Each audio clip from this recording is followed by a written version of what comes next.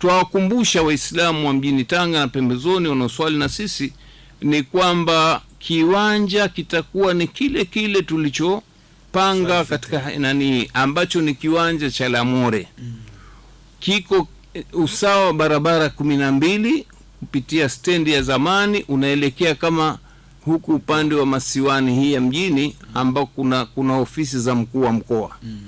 Pale kabla ya kufika ofisi za mkoa kuna maofisi ya CCM, pana kiwanja kikubwa ambacho kinamilikiwa na halmashauri kwa ajili ya mashule pale. Kwa hiyo pale ndo patasimama swala ya Eid.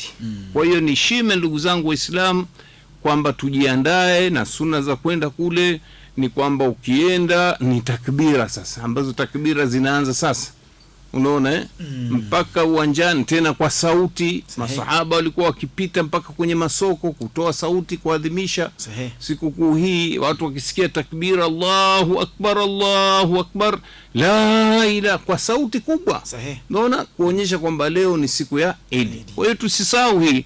Halafu kuna baada ya swala ile, basi watu wanakwenda kufanya ibada ya kuchinja, na pia ni sunna kugeuza njia, kuvaa nguo nzuri siku hiyo kama ni mpya au nguo nadhifu, halafu kugeuza njia ile iliyopitia kutoka nyumbani, unageuza ili kuzidi kuitawanya furaha ya sikukuu ya Eid. Kwa hiyo shime, ndugu zangu, tuwe pamoja biidhnillah, tumwombe Mola tupe afya njema na hali ya hewa iwe nzuri, tuweze kuhudhuria na kutekeleza ibada hii, na Mwenyezi Mungu atutakabalia insha Allah.